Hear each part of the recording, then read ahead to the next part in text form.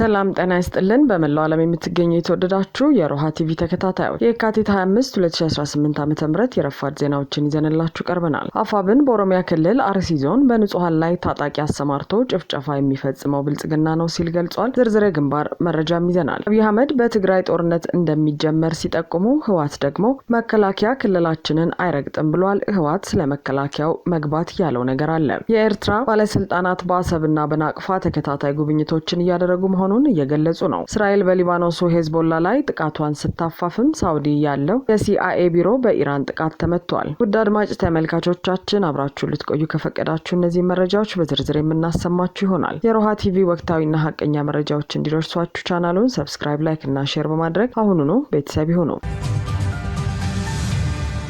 አፋብን በኦሮሚያ ክልል አርሲ ዞን በንጹሃን ላይ ታጣቂ አሰማርቶ ጭፍጨፋ የሚፈጽመው ብልጽግና ነው አለ። በአርሲ ኦርቶዶክሳውያን ላይ የደረሰውን ጭፍጨፋ አስመልክቶ የአማራ ፋኖ ብሔራዊ ንቅናቄ መግለጫ ሰጥቷል። የአማራ ፋኖ ብሔራዊ ንቅናቄ በኢትዮጵያ ኦርቶዶክስ ተዋሕዶ ቤተክርስቲያን ምስራቅ አርሲ ሀገረ ስብከት ስር በሚገኙ ወረዳዎች ነዋሪ የሆኑ የቤተ ክህነቷ ታላላቅ አባቶች፣ ካህናትና ምዕመናን ላይ በደረሰባቸው ጭፍጨፋ ከፍተኛ ሀዘን የተሰማው መሆኑን በመግለጫው ገልጿል። ከየካቲት 19 2018 ዓ.ም ጀምሮ በተፈጸመው ጭፍጨፋ ከ40 በላይ ንጹሃን ነፍሶች በብልጽግናው አገዛዝ መር የሽብር ተግባር በጥይት ተደብድበውና በስለት ተወግተው ህይወታቸው አልፏል ያለው መግለጫው በሺዎች የሚቆጠሩትም ንብረታቸው ወድሟል፣ ለዘመናት ከኖሩበት ቀያቸው ተሰደዋል። አርሲን ጨምሮ የእምነት የቋንቋና የማንነት ብዝሃነት ባለባቸው አካባቢዎች ላይ የመደበኛ ኃይሎችን በማደራጀት በዜጎች ላይ ሽብር የሚፈጽመው የብልጽግናው አገዛዝ መሰል የዘር ማጥፋት ወንጀልን በግልጽና በስውር ሲፈጽም ይህ የመጀመሪያው አይደለም ሲል ነው የገለጸው። በዚህ ዓመት በምስራቅ አርሲ ዞን የሸርካ ወረዳ ብቻ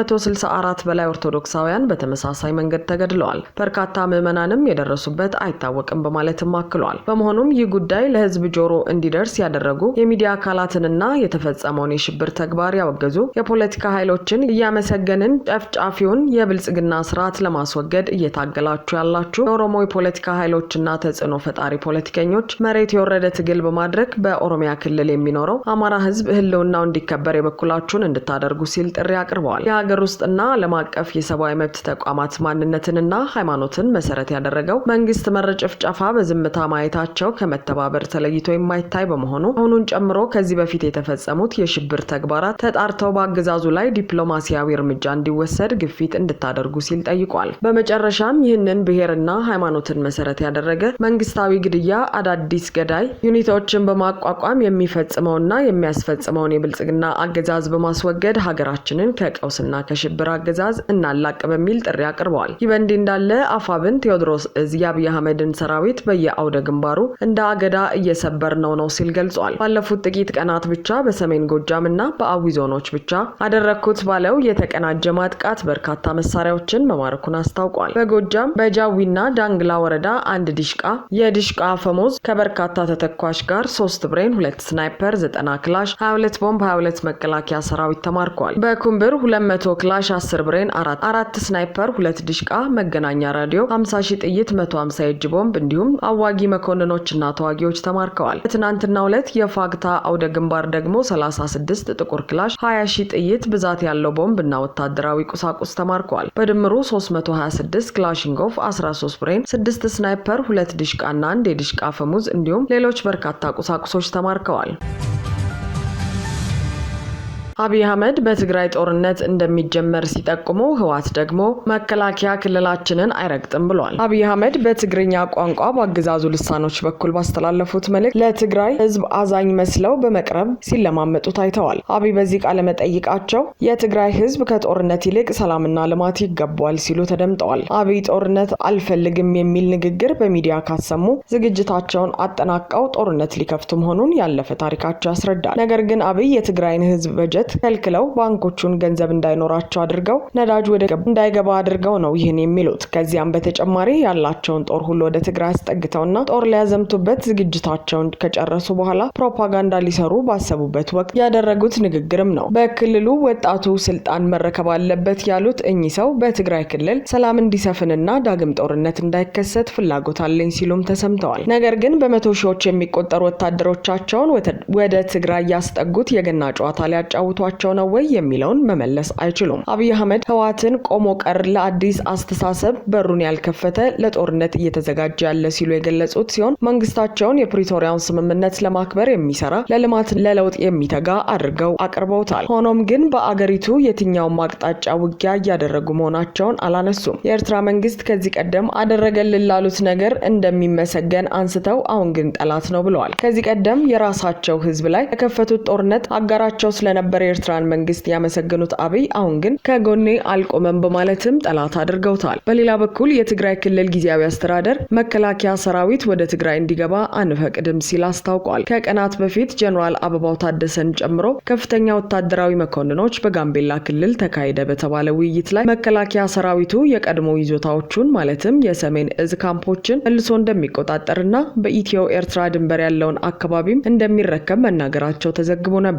በወቅቱ ጀነራል ታደሰ ወረደ ሰራዊቱ ትግራይ እንዲገባ አልተስማማውም ሲሉ በጽህፈት ቤታቸው በኩል አስተባብለው እንደነበር የሚታወስ ሲሆን ዛሬ በወጣ መረጃ ደግሞ የጊዜያዊ አስተዳደሩ ምክትል ፕሬዝዳንትና የህወሓት ምክትል ሊቀመንበር አቶ አማኑኤል አሰፋ ችግሮቻችን ሳይፈቱ መከላከያ ሰራዊቱ ትግራይ አይገባም ብለዋል። አሁን ትግራይ የፌዴራል ስርዓቱ አካል አይደለችም፣ ወኪልም የላትም ያሉት አቶ አማኑኤል ትግራይ ወደ ህገ መንግስታዊ ስርዓቱ ሳትመለስ መከላከያ እንዲገባ አንፈቅድም ብለዋል። ይሁን እንጂ አቶ አማኑኤል እስካሁን መከላከያ ሰራዊቱ ወደ ትግራይ ክልል ለመግባት ፌዴራል መንግስቱ በይፋ የቀረበ ጥያቄ የለም ብለዋል። ከዚህ ቀደም ጀነራል ጻድቃንና አቶ ጌታቸው ረዳን ጨምሮ ከኛ ጋር የነበሩት አካላት መከላከያ እንዲገባ በተደጋጋሚ ሲጠይቁ ነበር ያሉት አቶ አማኑኤል አሁን ላይ መከላከያ ሰራዊቱ ወደ ትግራይ እንዲገባ የቀረበ ጥያቄ ባይኖርም የባህር በር ለማግኘት በሚል በሚደረገው እንቅስቃሴ ላይ ተሳታፊ እንድንሆን ግን ጥያቄ ቀርቦልን ነበር ብለዋል። በቀይ ባህር ጉዳይ የፌዴራል መንግስቱ እያራመደ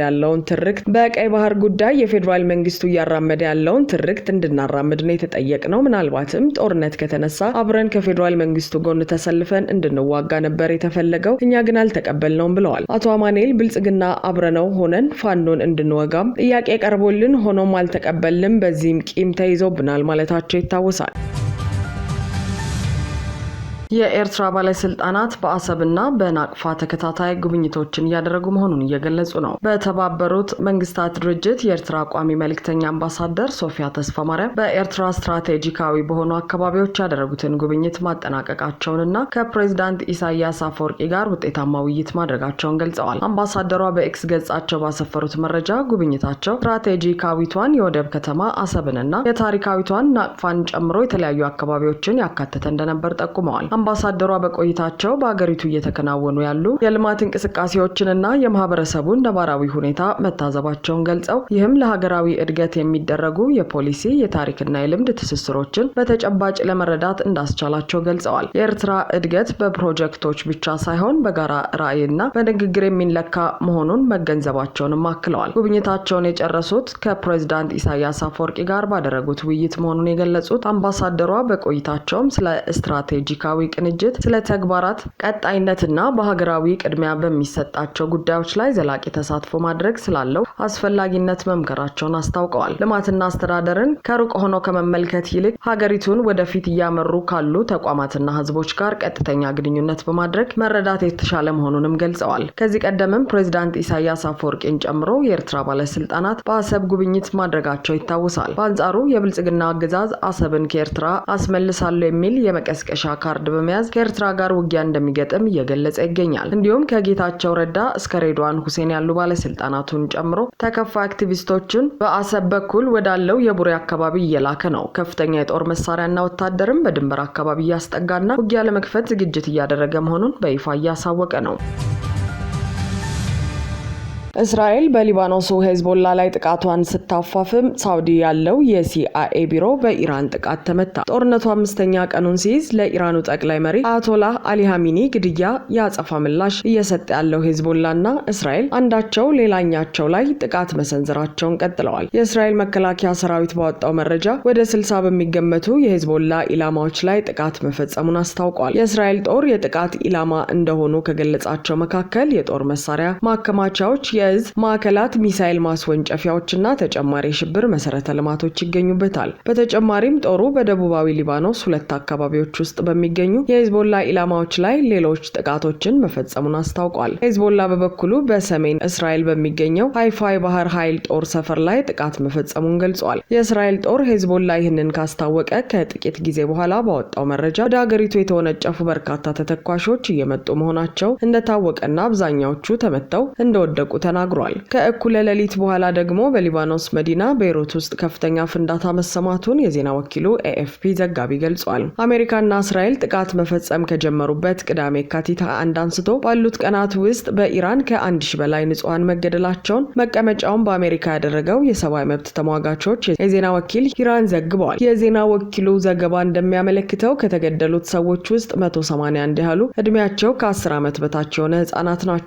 ጉዳት የደረሰባቸው ሰዎች ደግሞ 5402 መሆናቸውን የገለጸው የሰብአዊ መብት ተሟጋች ቡድኑ ከነዚህ ውስጥ 100 ያህሉ ህጻናት መሆናቸውን አክሏል። ባለፉት 24 ሰዓታት ብቻ ኢራን ውስጥ ቢያንስ 104 ጥቃቶች መፈጸማቸውን ቡድኑ ገልጿል። ይህ በእንዲህ እንዳለ እስራኤልና አሜሪካ ጥቃት በከፈቱበት ቅዳሜ ዕለት በሴቶች ትምህርት ቤት ላይ በደረሰ የአየር ጥቃት የሞቱ ሰዎችን የቀብር ስነ ስርዓት የሚያሳዩ ምስሎች ወጥተዋል። በኢራን ጥቃት በኩል ደግሞ ሳውዲ አረቢያ ውስጥ የሚገኝ የአሜሪካው የስለላ መስሪያ ቤት ሴንትራል ኢንተለጀንስ ኤጀንሲ ጣቢያ በድሮን እንደተመታ ተዘግቧል።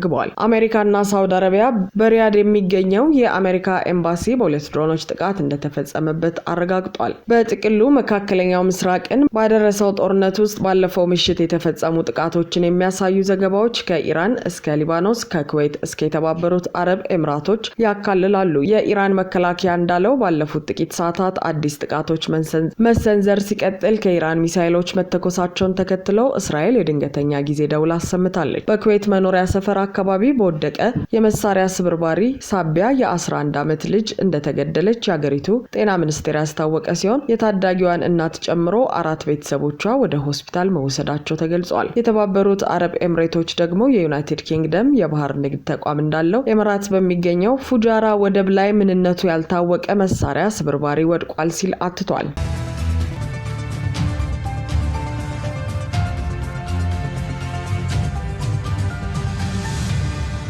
አድማጭ ተመልካቾቻችን የሰዓቱ የሮሃ ቲቪ ዜናዎች የተከታተላችኋቸውን ይመስሉ ነበር። አብራችሁን ስለነበራችሁ ከልብ እናመሰግናለን። ሰላም።